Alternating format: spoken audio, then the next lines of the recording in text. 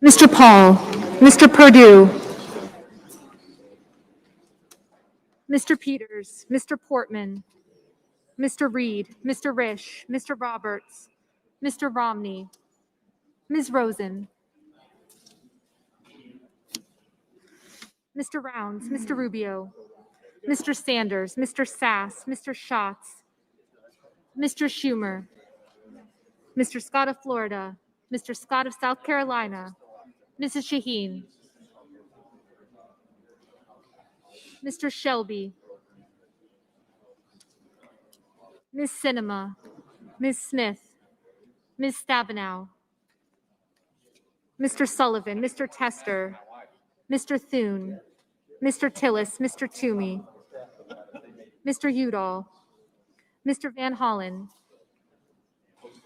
Mr. Warner, Ms. Warren, Mr. Whitehouse, Mr. Wicker, Mr. Wyden, Mr. Young.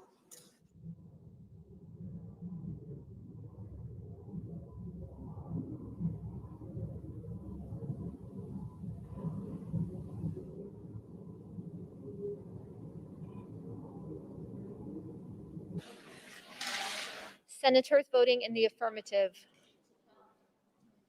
Alexander, Barrasso, Blackburn, Blunt, Bozeman, Braun, Burr, Capito, Collins, Cotton, Kramer, Crapo, Daines, Enzi, Ernst, Fisher, Gardner, Graham, Grassley, Hawley, Hoven, Hyde-Smith, Johnson, Kennedy, Langford, Lee, Loeffler, McConnell, McSally, Perdue, Risch, Roberts, Romney, Rounds, Rubio, Sass, Scott of Florida, Scott of South Carolina, Shelby, Sullivan, Thune, Tillis, Toomey, Wicker, and Young.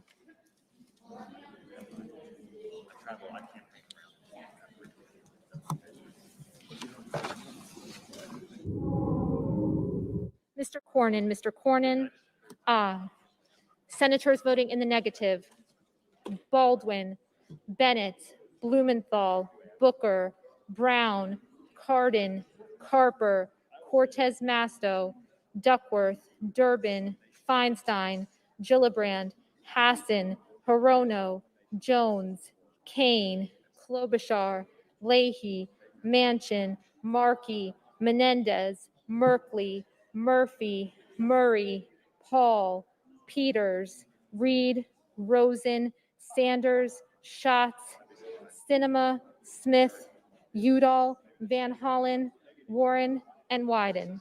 Mr. Heinrich, no. Mr. Tester, no.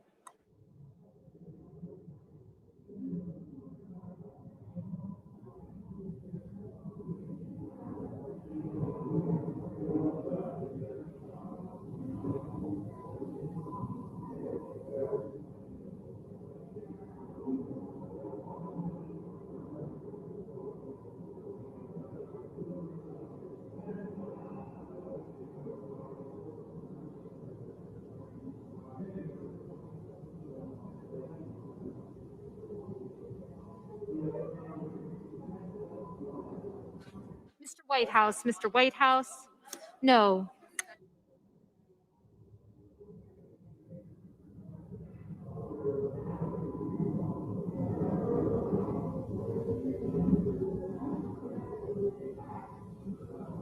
Mr. Casey, no.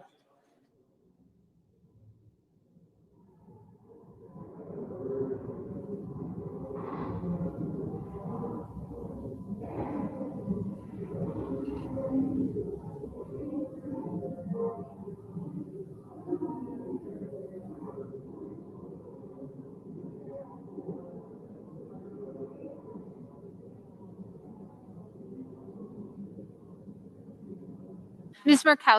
Murkowski, aye.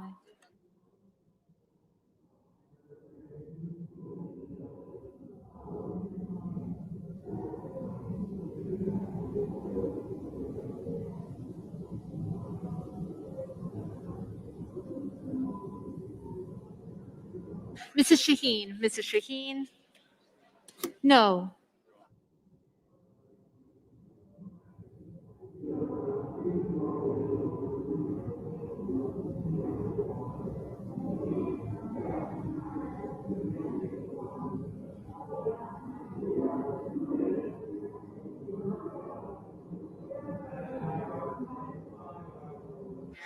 Mr. King. Mr. King.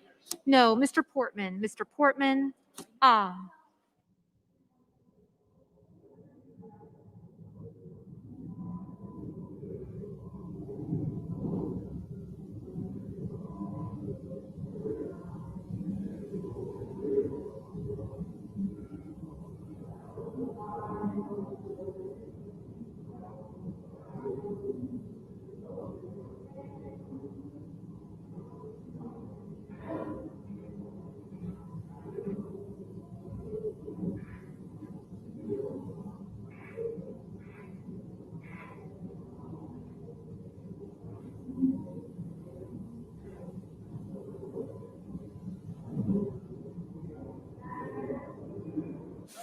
Mr. Coons. Mr. Coons.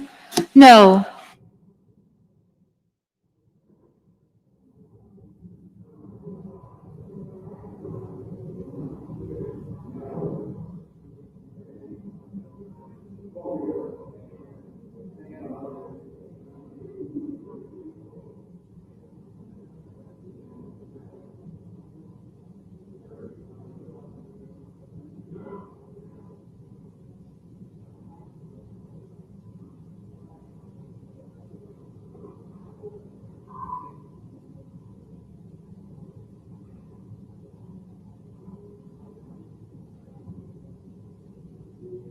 Mr. Cassidy. Mr. Cassidy.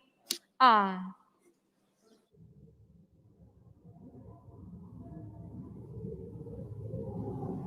Mr. Moran. Aye. Mr. Moran. Ah.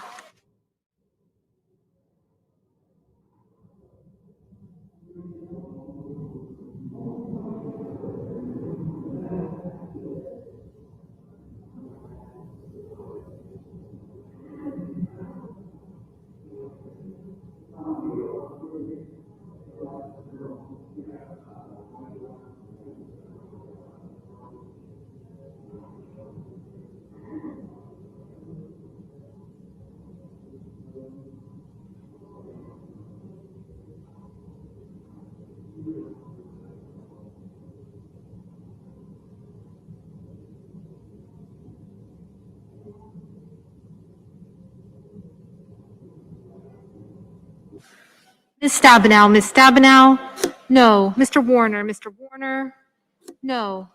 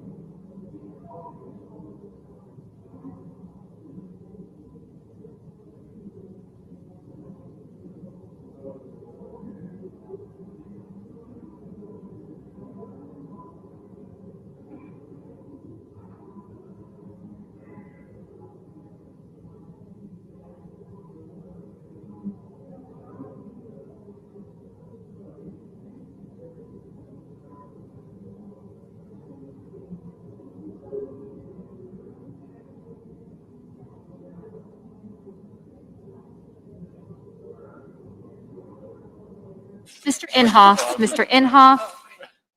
Ah.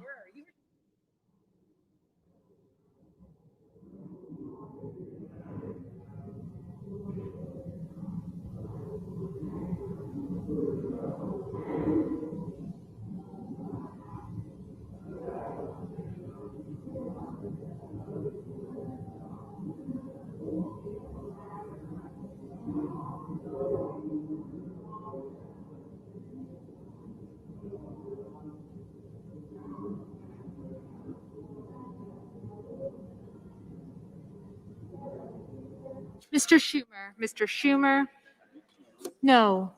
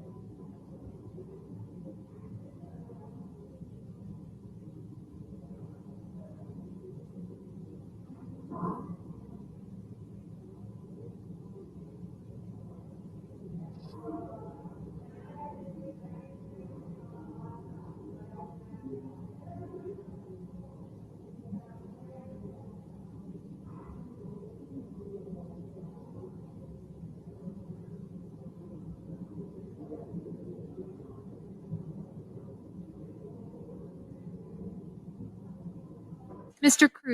Cruz, aye.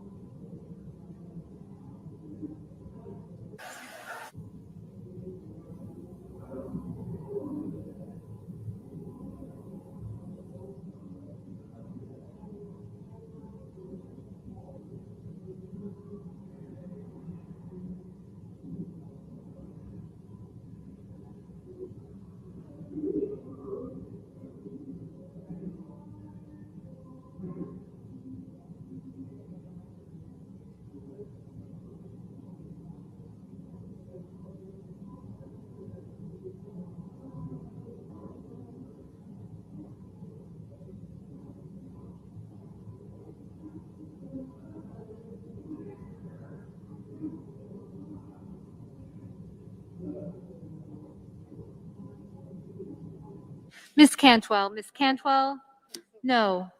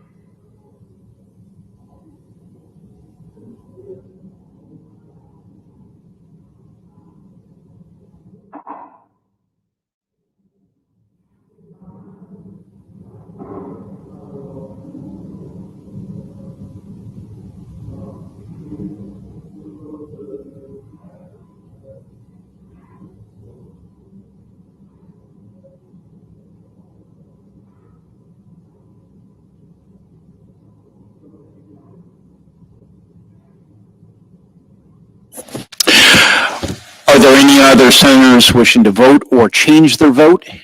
If not, on this vote, the yeas are 52, the nays are 47. 3/5 of the senators duly chosen and sworn not having voted in the affirmative.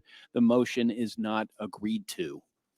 Mr. President, The senator for Arkansas. I ask unanimous consent that the Senate proceed to legislative session for a period of morning business with senators permitted to speak therein for up to 10 minutes each. Without objection. I yield the floor, and I note the absence of quorum. The clerk will call the roll. Mr. Alexander.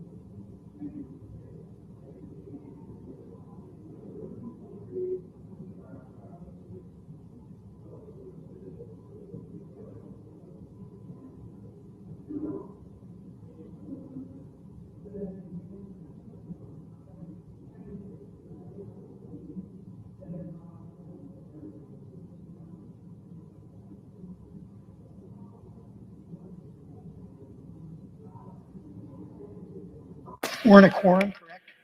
Yes. Mr. President, Senator for Ohio, thank you, Mr. President. I ask unanimous consent to dispense with the quorum. without objection. I come to the floor today first to thank Senator Duckworth for leading many of us to come to the floor this week to stand in solidarity with all the military families around the country and throughout our nation's history who have sacrificed so much in service of our country. I hope we can all join together, not as Republicans and Democrats, but as servants of the American people, in expressing outrage and disgust at the comments made by the president that were confirmed by multiple news outlets last week. A deep reverence for the service members, including the presiding officer, who made the ultimate sacrifice for our country. A deep reverence for all service members, but especially those who made the ultimate sacrifice for our country, has never before been a partisan issue in this body or in our country.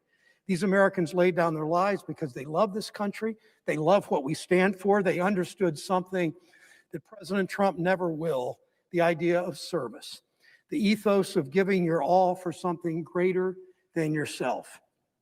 I know some of my colleagues will continue to bury their heads in the sand to pretend the president couldn't possibly have said those things. But if you don't believe it, if you don't believe it's within President Trump's character to denigrate our troops, you haven't been paying attention the last 5 years. President Trump called our former colleague and our friend Senator John McCain An American war hero to every one of us, Trump called him a loser. He denigrated all POWs and their families when he said, "I like people who weren't captured." He attacked a Gold Star family whose son paid the ultimate sacrifice for our country with anti-Muslim bigotry. He repeatedly attacked and retaliated against Lieutenant Colonel Alexander Vindman, who spent his entire life serving our country. But it's not just President Trump's words, as despicable and disrespectful as they are, it's his actions. He diverted funding from our military bases to pay for his vanity Project Border Wall. He made it easier for payday lenders to prey on our service members by selling them predatory loans at exorbitant rates. Go to Dayton, go to the Wright-Patterson Air Force Base, and look at the payday rent lenders that just crop up around our military bases. The president handed out favors to foreign banks like Santander that illegally repossessed service members' cars and illegally foreclosed on their homes while they were defending our country. He ordered the closure of the military's newspaper, Stars and Stripes, because it refused to serve as a propaganda machine for him. Under pressure, now he's saying he's going to bring it back. Now he's failing to protect our troops and our veterans from this disease, and his administration used them as guinea pigs, prescribing hydroxychloroquine tablets and unproven COVID treatment. He did that this spring as he was not telling the country about the seriousness of this disease. None of this should be partisan. I know my Republican colleagues and I disagree on a lot of things, taxes and budgets and healthcare policy, but I've never heard any of us disagree on the fact that Americans who serve our country are American heroes, whether they fought during World War I against fascists in World War II like my brother did, or my father did, or are defending us today. We owe them and their families a debt of gratitude. Those who made the ultimate sacrifice were mothers and fathers and sons and daughters and aunts and uncles. They had hopes and they had dreams of devoting careers to service. All of my colleagues have spoken to the families of the fallen. We try to empathize with the unbearable pain they go through. Some of my colleagues have been those brothers or sisters or sons or daughters. All of our service members, all of our veterans, all of their families deserve better. I ask my colleagues to join me and join Senator Duckworth in standing in solidarity with all American service members and veterans and their families. We'll never forget the debt we owe you. We're humbled by your commitment to service. I note the absence of a quorum. Clerk will call the roll. Mr. Alexander.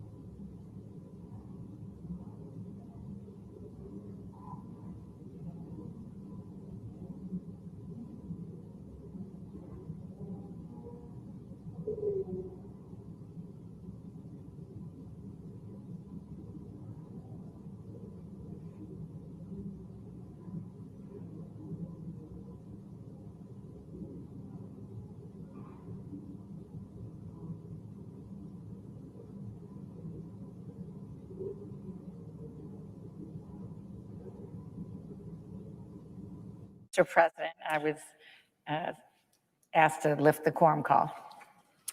Without objection. Thank you very much, Mr. President.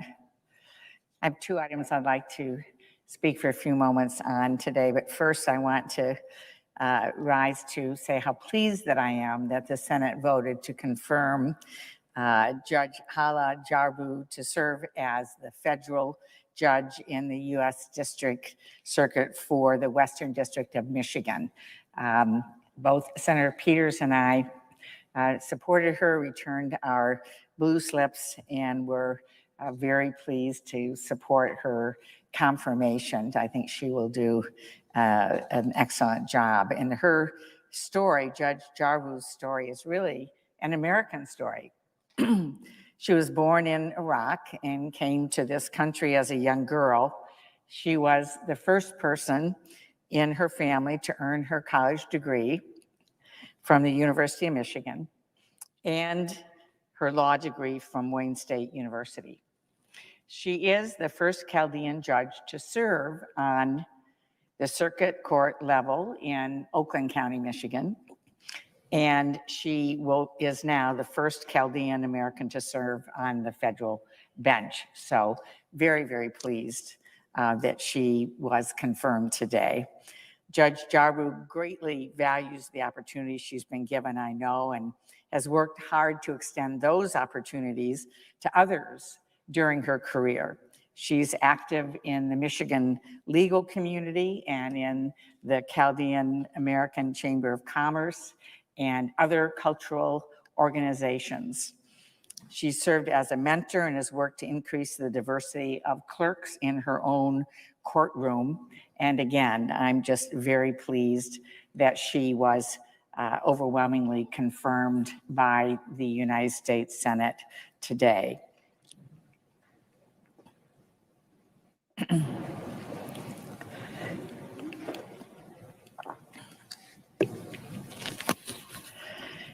Mr. President, I rise now on behalf of the more than 19 million people in our nation and 500,000 people in Michigan who show us every day what service and sacrifice and love of country is really all about.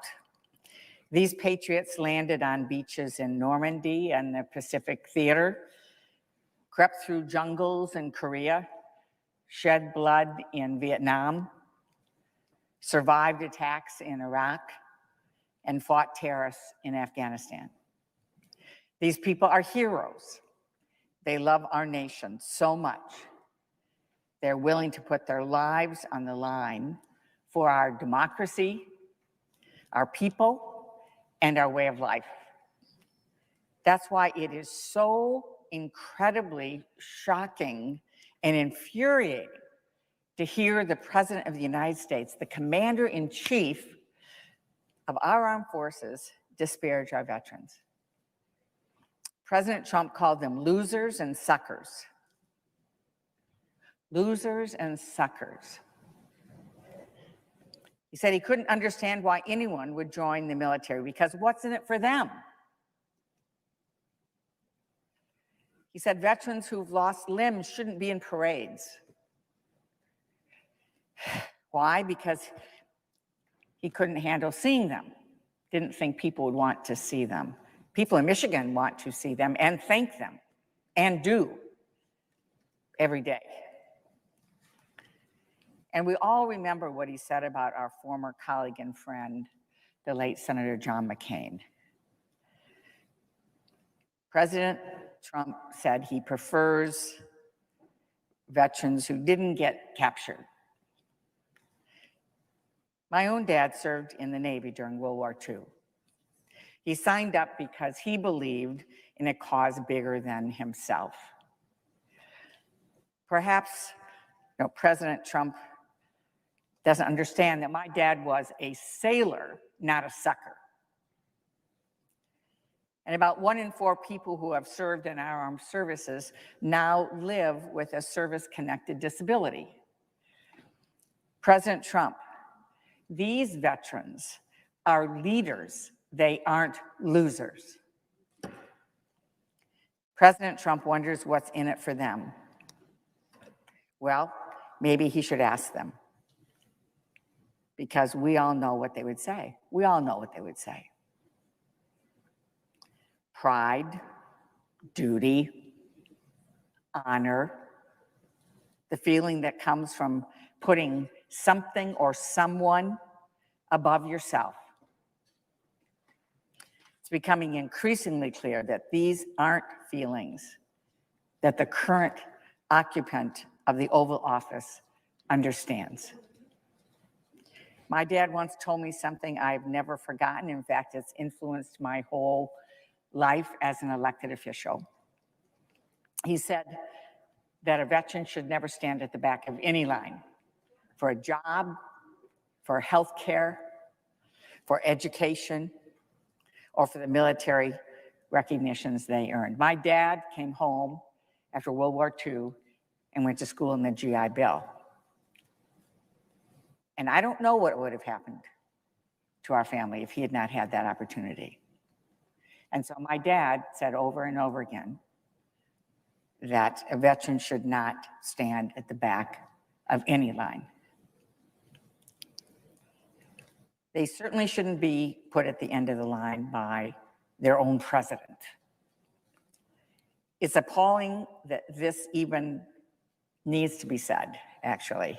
When I heard these comments and heard them verified over and over again in every media outlet from right to left, verifying that, in fact, these were his comments, it was stunning. It was appalling, and it made me very angry.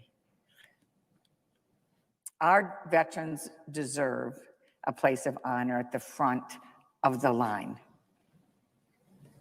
At the front of the line. And they deserve a commander-in-chief who respects them, who honors their service, and frankly, who gets it. Thank goodness we have people who see some things and believe in things beyond themselves. Thank goodness we have people who are willing to stand up for all of us to keep us safe and stand up for our values in our country. So on behalf of the people of Michigan, I want to say thank you to everyone who has served, everyone who is currently serving our country in our armed services. We are truly grateful for your sacrifice and service and your willingness to stand up and support and defend our country. Mr. President, I yield the floor.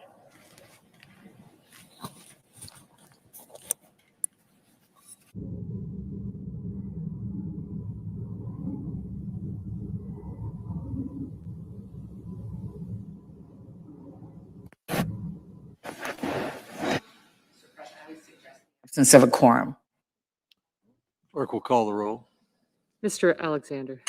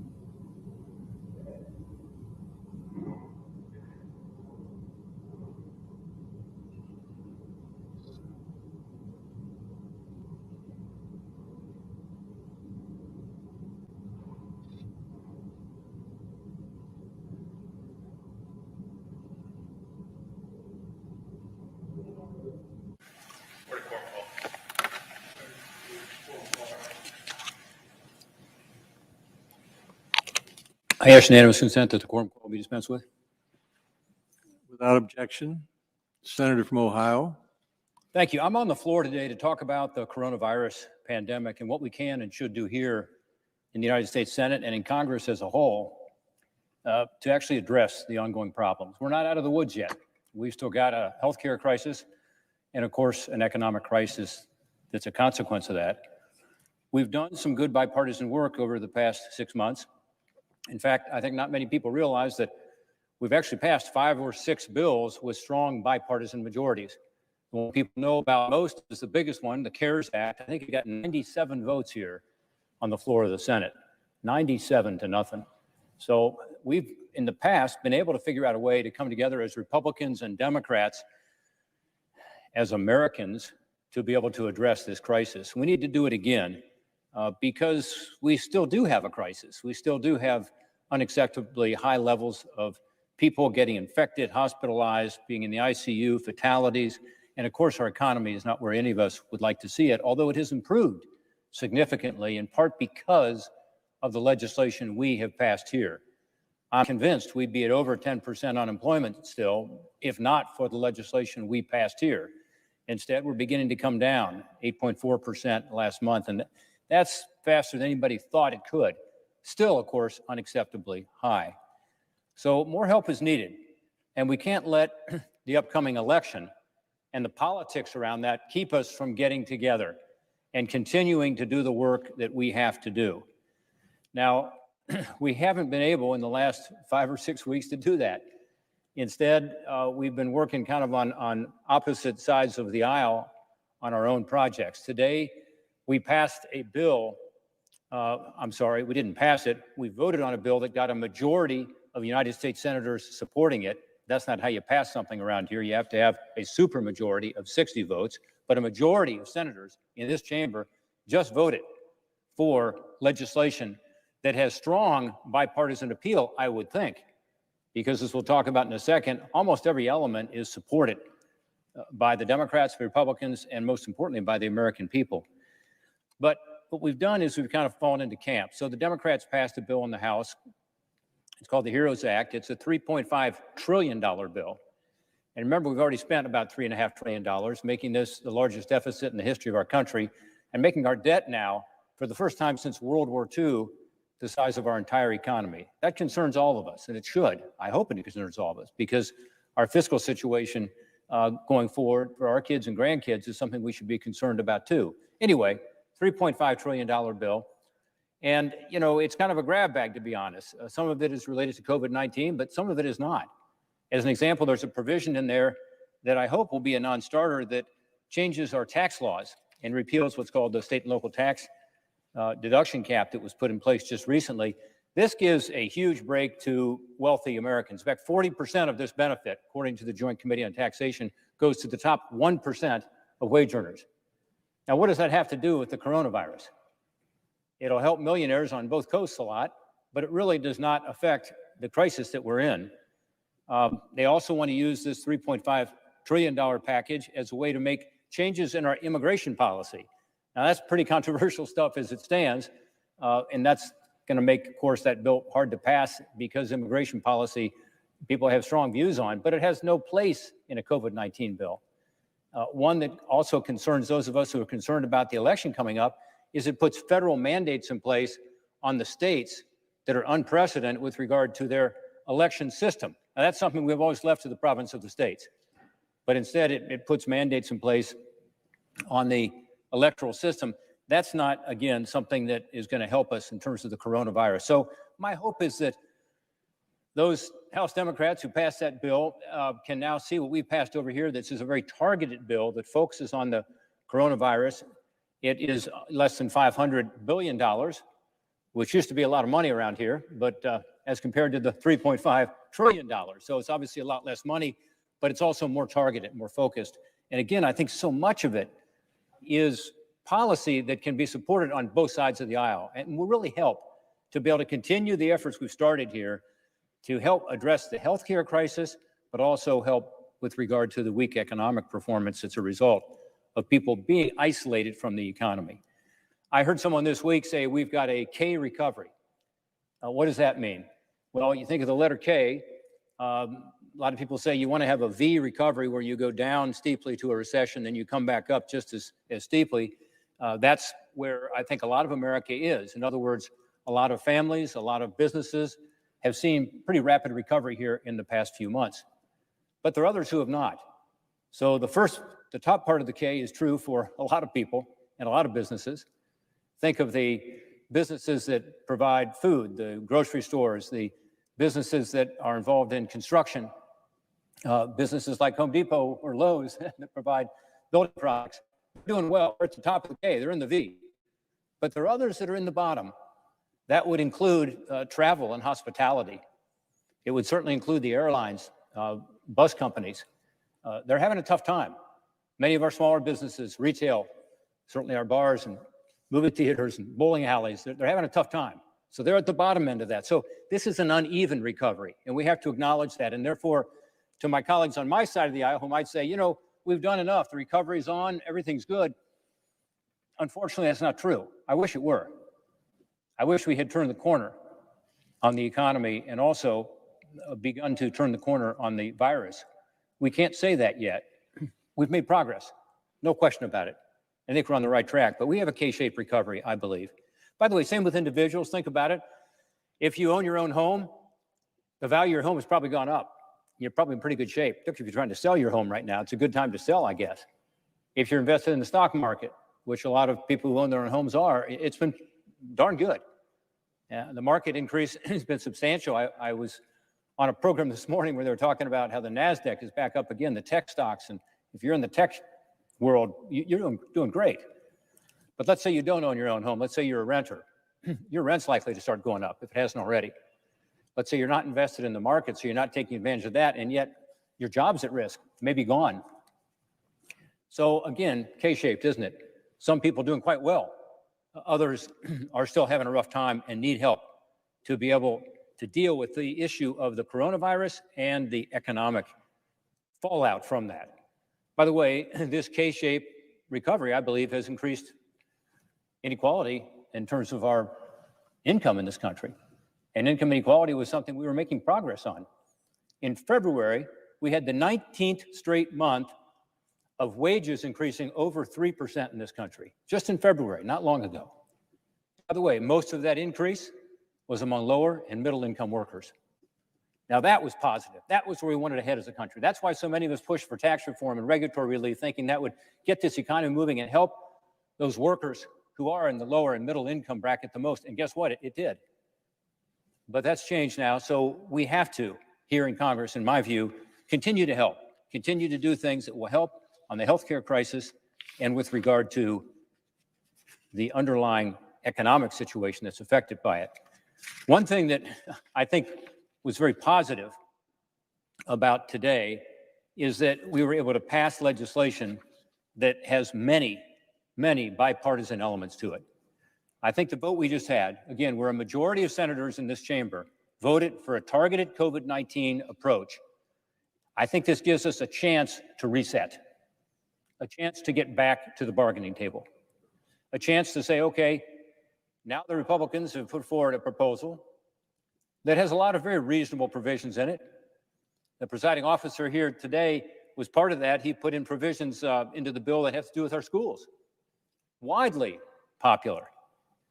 There's other provisions in there that I think there's very little disagreement on. Let me highlight a few of them. One is on the healthcare response, particularly on our testing capacity. Republicans and Democrats alike know that testing is critical. We need it. In Ohio, we're looking for more funding for testing because we know that's how you stop the spread of this disease. Testing, contact tracing, getting to these hotspots and trying to contain it. That way people will feel more comfortable, by the way, returning to work, returning to shop, returning to school. So this is something that is in this legislation, $16 billion alone for testing. And the legislation that was voted on this afternoon in this chamber, voted positively by a majority of the senators. Just last week in Ohio, I visited the Health Collaborative, which is a multi-agency coalition approach to dealing with COVID-19. It includes hospitals, county commissioners, health commissioners, even nursing homes. They're utilizing the $19 million they've received through the CARES Act to fund and design and execute a testing strategy for people in the Southwest Ohio area. I am really pleased to see them take the funding and using it in this way, because now more and more people are getting the opportunity to be tested. And by the way, they're doing it on a no needs basis. There's no need to pay for this testing with your insurance if you don't have it. Everybody is welcome to get a test. These kinds of initiatives are a big help. And I'm glad that in this legislation we voted on this afternoon, we added another $45 billion in total to HHS to go for testing, vaccine development, to get this vaccine as quickly as possible, distribution of the vaccine, helping on the antiviral medications. This Shark Tank concept that, again, the presiding officer and others have been involved with is brilliant, because it sort of tells the private sector, look, we're going to provide you the basic funding to go out there and compete to come up with a safe way to develop a vaccine or an antiviral therapy. And that's encouraged competition. And in unprecedented speed, we are developing these alternatives. Thank goodness. And we need them. Hopefully by the end of this year, we will have them. Second, I think we agree that Congress should double down on any COVID-19 policies in previous legislations that have worked well. And one, of course, is what's called the Paycheck Protection Program. That's in this legislation we voted on today, too. Back on August 8th, it ended. So if you're a small business out there and you have not already taken advantage of the PPP program that many of your peers have, and you've seen them be able to keep their doors open because of it, you're out of luck right now, because the program is not accepting new applicants. So we need to extend that program. I think everybody agrees with that. I don't know a senator in this chamber that doesn't have an experience back home of a small business saying, I couldn't have stayed open without this. I visited 3 or 4 businesses just in the past few weeks in Ohio. All of them had the same story. Different timing, different businesses, some in construction, some in the restaurant business, some in manufacturing. But what they all tell me is they needed that influx badly. It provided them a low interest loan, 1%, that converted into a grant effectively, because the loan was forgiven if they used it for their salaries or for their utilities or for their mortgage or rent. They would have had to close their doors and let a lot of people go. They were able to hang on. And for some of these businesses, like the manufacturer I visited, thank goodness, because they would have let go 30% of their workforce. They didn't have to do that. They kept everybody on. Now they're going great guns. They're looking for people. By the way, they're having a tough time hiring people. They're looking for people. And that's a good sign that you have businesses out there trying to pull people into the workforce. So that's in this legislation. My hope is that we're going to see Republicans and Democrats agree on this. I think they do agree. Reinstating the PPP for the foreseeable future so that more small businesses can take advantage of the smart loan program is a smart thing to do. And it is more targeted, and it does require you to show a loss of revenue. That's okay, that's good. We want this to be targeted and focused. We don't want to waste money. Third, the bill reflects that members on both sides of the aisle recognize that Congress should give additional support to our schools. I mentioned this earlier, but $105 billion in this bill goes to education, about $70 billion to K through 12, our primary and secondary schools and high schools, and that's needed right now. We're trying to reopen around the country, and many of these schools are telling me, Rob, I got additional costs. I've got these plexiglass shields I've got to put up. I've got to reconfigure the classroom. I've got to hire more teachers because I want smaller classrooms. So if someone gets sick, they'll be infecting a smaller group. There's funding that's needed for remote learning. So this is good for us to provide funding for these schools, because that will enable them to reopen and reopen safely and stay open. That's in this legislation.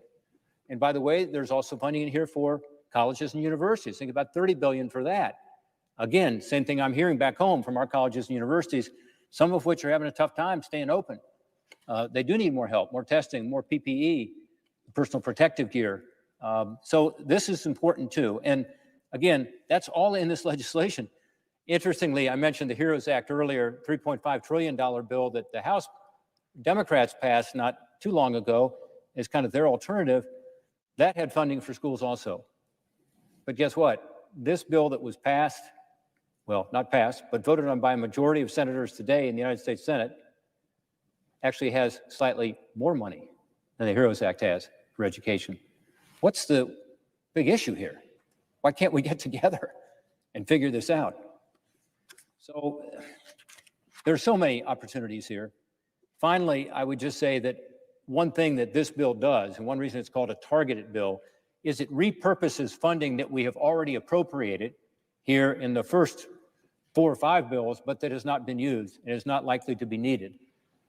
So isn't that smart? I mean, as taxpayers, don't you want to be sure that we're not just throwing money at this problem that's not needed? And the Treasury Department in particular has been helpful in working with us, saying they got a bunch of money that they could use for a loan program they haven't had much take up on because, frankly, the commercial lending is going pretty well right now. People are able to get money from their banks. They don't need to come to Treasury or to the Fed as much as we thought they might. So there's money left over. We're talking hundreds of billions of dollars. So that should certainly be used to offset the cost of any new program. I think that's just a common sense idea. I can't imagine anybody in this chamber, if they think through this, would be against us repurposing the funds we've already appropriated toward new uses that are more targeted. That's in this legislation too. I think those things all have bipartisan appeal. And it seems to me, again, this is a reset. Because let's face it, the Democrats have been saying over the past several weeks, well, fine, we've got our bill, we passed, the HEROES Act. What have you guys put out? Showing that at least a majority of the Senate and pretty much every Republican can support. Now we've done that. So we have our stake in the ground. They have their stake in the ground. A lot of overlap. I just talked about 4 areas where there's considerable overlap, but there's many others as well. We should be able to figure this out on behalf of the American people. Yeah, we have a campaign ongoing for president, for senators, for members of Congress. We've got to look out for the interests of the American people here. We can do both. We can campaign and also be working on our legislation that is absolutely needed right now for the healthcare and economic future for our country. By the way, only about 1/3 of the Senate is up for re-election. So for 2/3 of us, we don't even have the election to worry about. And yet it seems like this place has become way too political too quickly. So let's focus on taking this bill that was voted on today, a majority of senators supported it, and figuring out ways to work with Democrats to come up with a new approach that enables us to continue the effort to help with regard to this K-shaped recovery, to help with regard to the ongoing healthcare crisis that we're facing. I want to mention, if I could, 3 or 4 other things I'd love to see in the final bill that did not make it in the so-called targeted bill. And I understand why they didn't, in part because we weren't looking to put a lot of tax provisions in there because it's not a tax vehicle. But I do think there's other things that have broad bipartisan support that we ought to include. First, I think we would all agree it's important that the taxpayer-funded research that's supported by this legislation, research into antiviral medications, research into vaccines, is protected from other countries, in particular China, coming in to our country and taking that research. This is taxpayer-funded research, and we know from what the FBI has told us, what the Department of Justice has told us, that this is currently a risk. It is currently a risk.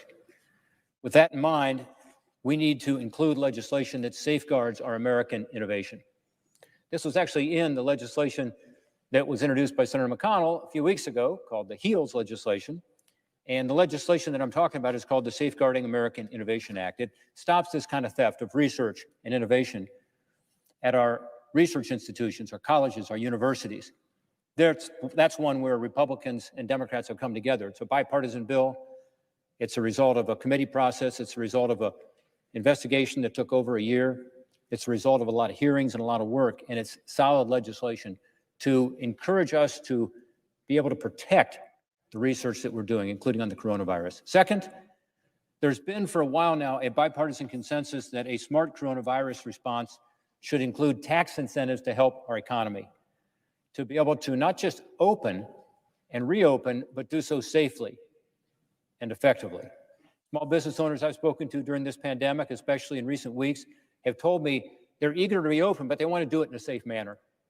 And we want them to do it in a safe manner. Let's provide some incentives for that. One example of how that process can be helped along is an expanded tax credit for new hiring called the Work Opportunity Tax Credit. It's already out there. It's legislation that passed years ago, and it helps, let's say, veterans, returning citizens who are looking for a second chance. It gives them the chance to get a job because the employer gets a tax credit for a while, and then almost always that person ends up getting a job. Let's include COVID-19 unemployed in that, people who've lost their job because of COVID-19. That makes all the sense in the world to get people back to work. There's also something It's in law now based on the CARES legislation called the Employee Retention Tax Credit. This, I think, is very important. Companies that couldn't access the PPP because they didn't qualify or didn't want to have access to this program kind of as an alternative. And it gives companies a tax credit against their payroll taxes, the employer side payroll taxes, if they keep people on or bring people on. Again, this makes all the sense in the world right now to encourage more hiring, to ensure we can get this economy moving again and do so safely. Speaking of safely, I've also introduced a new tax credit that was part of the HEALS legislation that was introduced a few weeks ago. It's called the Healthy Workplaces Tax Credit, which helps businesses pay for this protective equipment, like the plexiglass shields, like the PPE that they now need, which is expensive.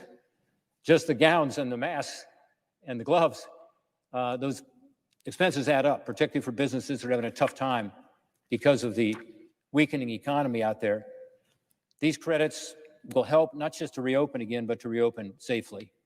And I think getting these kinds of tax credits into the coronavirus legislation would be very smart. And again, these should be bipartisan efforts. Third, while I'm pleased we're revitalizing the successful PPP program, I think there are steps to improve it that we ought to take up in whatever our final package is. For example, one oversight in the original PPP legislation is that people who have been convicted of a felony going back 5 years are not able to accept the PPP loan.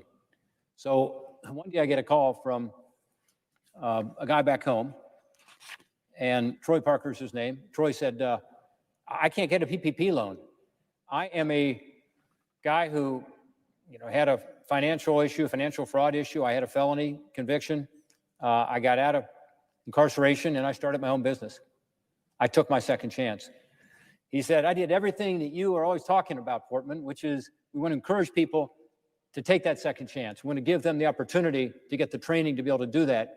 And then he went out and hired a bunch of other second chance folks, and he started a cleaning business. And it's quite successful. But obviously with coronavirus, a lot of the offices he cleaned and others said, we can't have you come in. He lost his businesses. He was about to shut his doors. He couldn't get a PPP loan. Why? Because within the last 5 years, he'd had a felony conviction. Well, that's not what we should be doing here. We shouldn't be penalizing people who've turned their lives around and done, again, all the right things and hiring other second chance individuals. We should be helping them to stay on their feet and to continue to do what they're doing for themselves, the community, their workforce. So we worked with the Treasury Department, and to their credit, we got them to put forward a temporary solution, which was a change in the rule so that Troy could get his PPP loan and others like him around the country. We now need to make that permanent. So that's an example of something we should do, totally bipartisan. And I worked with colleagues on the other side of the aisle on this issue, and I'll continue to, because this is one where, again, Republicans, Democrats alike, as Americans, would want this to be part of the legislation. Fourth, while I'm glad this bill reflects the bipartisan support for educational funding, I had hoped it would also reflect that Republicans and Democrats alike have come out for additional support and flexibility for state and local governments. Now, Ohio's been particularly hard hit here because our cities in Ohio, unlike your city, wherever you are in America, probably, can use income taxes as a revenue source. I think 90% of cities can't do that, but in Ohio, we can, and we do. And obviously, income taxes went down with this coronavirus and the economy falling short. So they suddenly find themselves with less revenue coming in and then additional expenses, fire, police, EMS, coronavirus expenses for public health. So it's been tough for a lot of our cities in Ohio. And so I've been pushing for not just more funding on a targeted basis, showing need, but also more flexibility to build.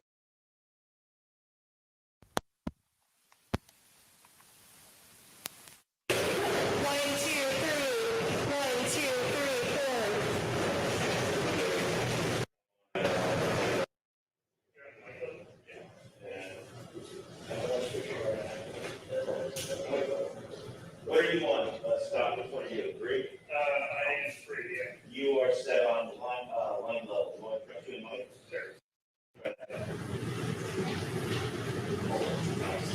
Can you do another mic test? 1, 2, test 1, 2, 3, 4. 1, 2, 3, 4, 5, 6, 7, 8.